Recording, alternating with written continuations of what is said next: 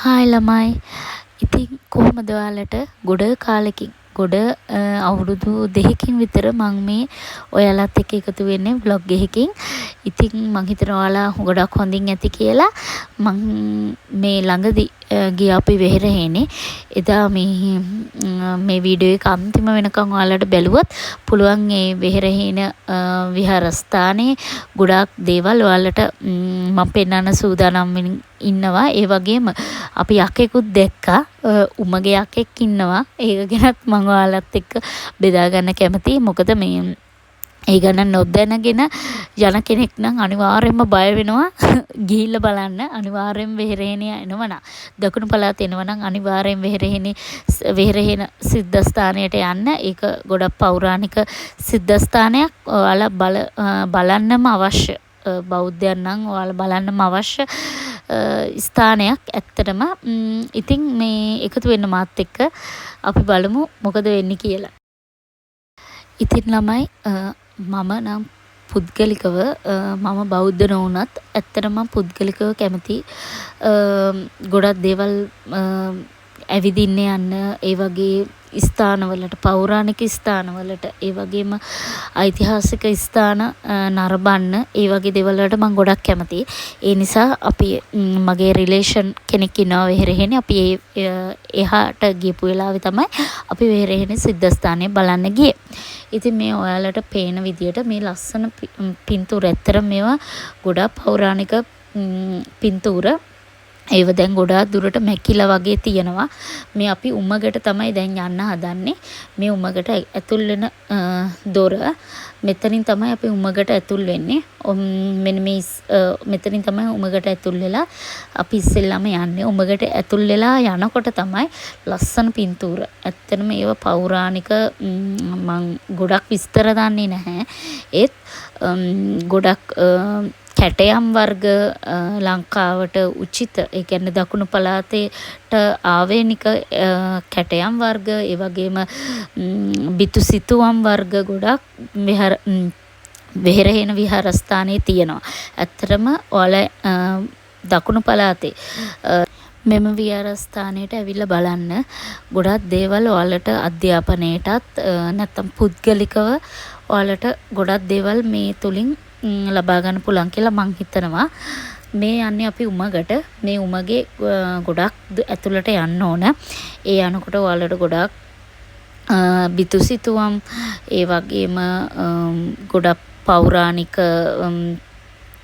පිළිම, ඒ වගේ ගොඩක් දේවල් ඔයාලට පින්තූර, ඒ වගේම කැටයම් වර්ග, දකුණු පළාතට ආවේනික දේවල්, ඒ ගොඩක් දේවල් ඔයාලට මේ උමගේ ඇතුළට යනකොට බලන්න පුළුවන්. ඒ වගේම අපිත් ගොඩක් බය වුණා. ඇත්තටම අපි දැනගෙන ගියේ මෙහෙම මේ යකෙක් මෙහෙම ඉන්නවා උමගේ ඇතුලේ.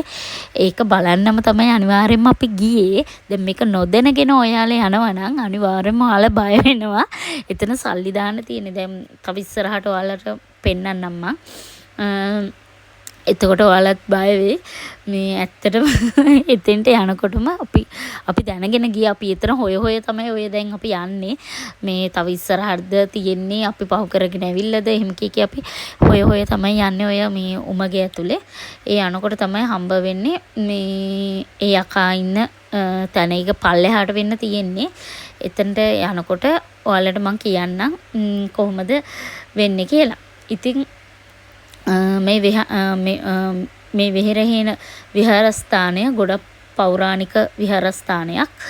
ඒ වගේම ඓතිහාසික වශයෙන්ුත් ගොඩක් වැදගත් වෙන ස්ථානයක්. ඔයාලා ගොඩක් දුරට ගිහිල්ලා ඇති. හැබැයි මේ උමගේ මේ යකා ඉන්න එක නම් ගොඩක් පරණ නෑ. මේ ළඟදි වගේ තමයි මේක හදලා තියෙන්නේ. ඒ හින්දා කලින් ගිහිල්ලා තියෙනවා නම් දැන් ආයි නැවත යන්න ගිහිල්ලා බලන්න. අනිවාර්යයෙන්ම බලය බලන්නම අවශ්‍ය දෙයක් ඔයාලට. මොකද මේ ඇත්තටම අපි නම් බය වුණා. මේ අපි දැනගෙන ගිහිල්ලා අපි බය වුණා.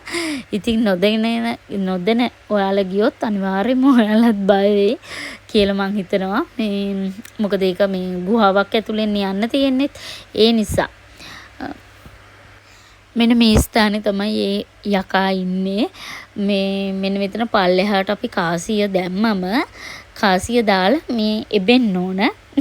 මේ එබෙනකොට තමයි යකා කෑ ගහන්නේ මම ඔයාලට පෙන්නන්නම්.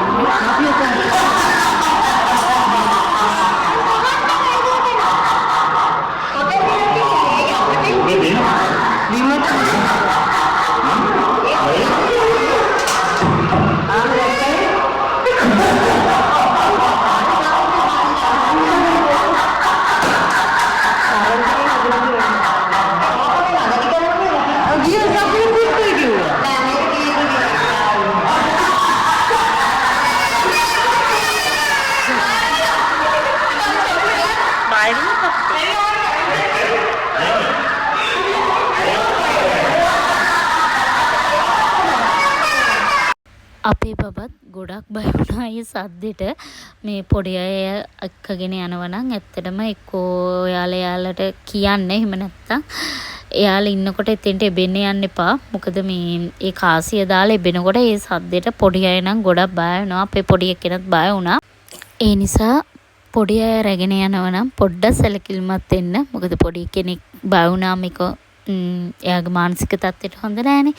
ඒ නිසා ඉතින් එතනින් අපි තව ඉස්සරහට ආවා. ඒ එනකොට උමග තව ඒ වගේම කොටසක් අපිට තව කවර් කරන්න වුණා උමගේ.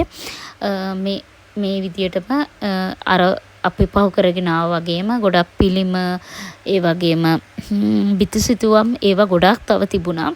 ඒ වගේම ධාතු නිදන් කරලා තියෙන ඒක අපිට එකවරම පේන්නේ නැහැ. ඒත් කණ්ණාඩියක් තියලා ඒ මිරර් එකෙන් තමයි අපිට බලා ගන්න වෙන්නේ. ඒක තියෙන්නේ තවත් පල්ලෙහා. ඒ කියන්නේ මේ උමගේ තව යටටත් පල්ලෙහාට තියෙනවා උමගේ යන්න. අපිට ඒච්චර පල්ලෙහාට යන්න අවසර නැහැ. කාටවත් මං හිතන්නේ අවසර නැහැ. ඉතින් තව උමගේ ගොඩාක් ඇතුළට යන්න තියෙනවා. ඒ වලට අපිට යන්න දෙන්නේ නැහැ. අපිට යන්න දෙන සීමාවට විතරයි අපි ගියේ. ඒ ගිහිල්ලා එනකොට ඔයාලට පුළුවන් වෙහෙරේන පන්සලේ උඩ තට්ටු 7ක් විතර තියෙනවා උඩට පඩි. තට්ටු 7ක් හෝ 5ක් මට මතක හිටියේ 5ක් හෝ 7ක් තියෙනවා. ඒක ඔයාලට උඩටම නගින්න පුළුවන්. ඒ නැගලා ඔයාලට වටේ බලන්න ඒව පුළුවන්. ඒකට අවසර අපට තියෙනවා. ඉතින් අපිත් ගියා උඩටම නැග්ගා. ඒ නගින කොටස් වල වීඩියෝස් තුත් මේකේ තව ඉස්සරහට තියෙනවා. ඔයාලා ඒ ටිකත් බලන්න. එතකොට ඔයාලට සම්පූර්ණ මුළු වෙහෙරේන පන්සලේම ගොඩක් විස්තර ඔයාලට ඒත් එක්කම ඔයාලට බලන්න පුළුවන්. මේ දැන් අපි පන්සලේ උඩට නගින වීඩියෝස් ටික තමයි ඔයාලට දැන් ඉස්සරහට බලන්න වෙන්නේ. ඉතින් මම ඒ ගමම ඔයාලට කියන්න කැමතියි. මාත් එක්ක මුලින් ඉඳලම හිටපු ගොඩක් අය මාත් එක්ක හිටියා. මම කටාර් වීඩියෝ ගොඩක් ඉස්සර ගෙනාවා. මම කටාර් ඉඳලා ලංකාවට ආවා කියලා වීඩියෝ එක ගෙනාවා. ඊට පස්සේ මට ඇත්තටම ඔයාලත් එක්ක එකතු වෙන ගොඩක් බැරි වුණා. ඒත් ගොඩක් අය මාත් එක්ක TikTok එකේ, Facebook එකේ මාත් එක්ක කතා බහ කරපු අය ගොඩක් හිටියා. ඉතින් මං කියනවා දැන් ඉස්සරහටත් මාත් එක්ක මම ඔයාලත් එක්ක එකතු වෙන්න බලාපොරොත්තු වෙමින් ඉන්නවා. ඉතින් මාත් එක්ක ඇක්ටිව් ඉන්න.